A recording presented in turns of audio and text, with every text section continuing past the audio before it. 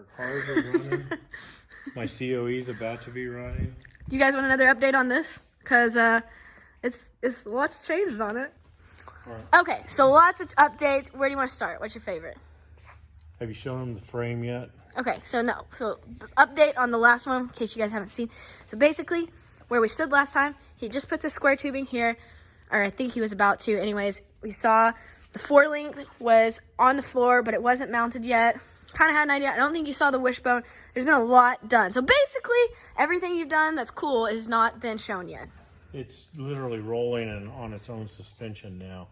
So the rear end's been narrowed 5 inches. I put this bar in. So you've seen this? They haven't seen this. They saw it was narrowed. So okay, so I put this bar in and it's all welded to the housing. So I built the 4-link. This slides in and out. It's like almost like a hydraulic cylinder. It's machined so perfect.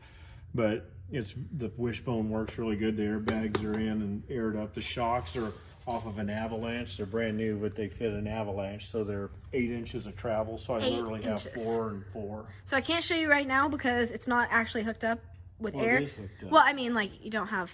Yeah, I have to air it up. Yeah, he doesn't have like the air pump or anything. So like. So not gonna do that right now, but I have a video I'll put here. It's pretty cool to see it go from all the way up to all the way down. It's a lot of travel. Okay, then the cab has been a lot of work. The cab is, so all these months it's been sitting here. I built all the front pivot stuff, it's basically like a roll cage up front. There's lots of tubing in there and it looks like maybe a waist, but since there's no inner fenders and anything to hold the front together, that holds the front together, but it also acts as down here this is a big pivot block. It splits so I can take the body off, but that's all machined to fit that pipe really good. So I put it on there and never have tilted the cab because it's not ready. But yesterday I tilted the cab for the first time and it worked really good. So something that was an issue with the cab tilting was the steering, to keep the steering how he wanted, because they haven't seen the column yet either. So he's got the column in here, right? He's got this tested with seat and everything.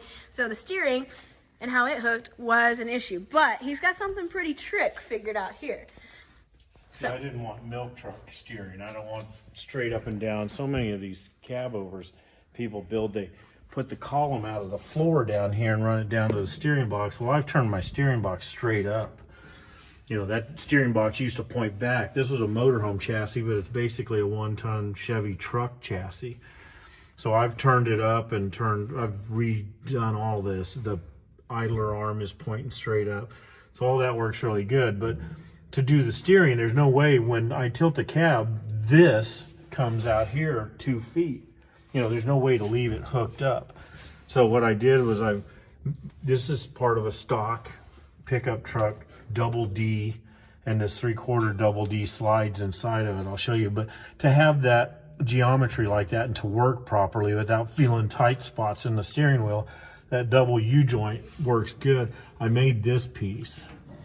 So what I do to tilt the cab, I'll have a 1/2-inch wrench up here somewhere all the time. But I made these pieces come apart and I offset the hole so there's no way to get the steering wheel out of whack. This hooks to the steering column and then this just slides out of the way, so it's ready to go now. So that's literally, that's it. That's all. I mean, I just have to tighten the bolts up and loosen them, but yeah, it fits back together. It registers in there, so it's really easy to put together. Yeah, so now that that's disconnected, you can actually tilt the cab. And that works really well. He just ordered cylinders for it, so that way he can get working on that, and then the pump's gonna be mounted in here.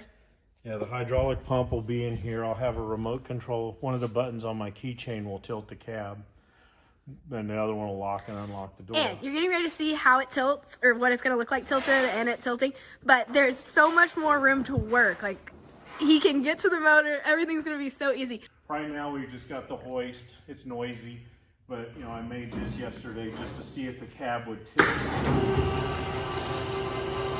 Look at it go! And it's gonna really do this on its own. So this isn't gonna fall or anything. Got hooks and everything. I can literally, just for this purpose, I'm going to tilt. Let me hook this back up. The cab's really balanced well, but instead of hanging it on that. That's so the cab's tilted. When the bed's on, it'll be right here. So I've got like a front door. Look at all that room to work. Look, I can get in here and work on the water pump, the radiator, the injectors. I'll be able to change the plugs down here. We just ordered all the stainless. So we got stainless flanges, U-bins, collectors, tubing, mufflers. And I'm going to use those U-bins over the axle. So the headers will come here, 3-inch all the way to mufflers, over the rear end, and exit out behind the tire. So I saw somebody tell me they're like, cabovers are a pain because like they're talking about them being hard to work on. That's easier to work on than anything we have, I think. I mean, you can literally walk right up to it and work I'm on trying it. to think if there's anything else. Once the steering's unhooked, see how up here where the steering's at now.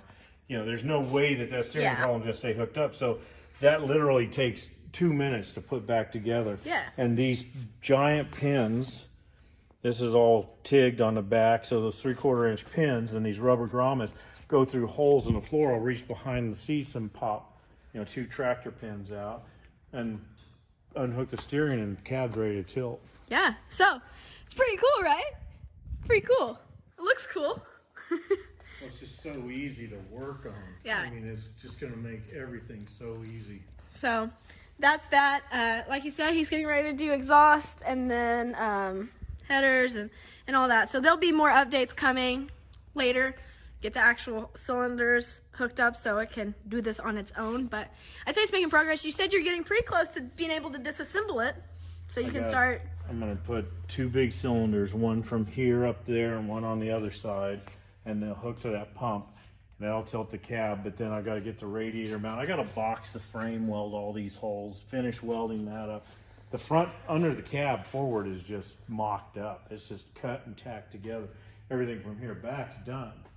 So I get all that done, I can blow it apart, sandblast it, do the metal finishing and make the chassis look good. It'll look as nice as the intake and the valve covers. Nice. It'll be shiny. Stuff will start moving probably pretty good because you're getting all the hard geometry, the hard part of the engineering part of it, I guess you could call it.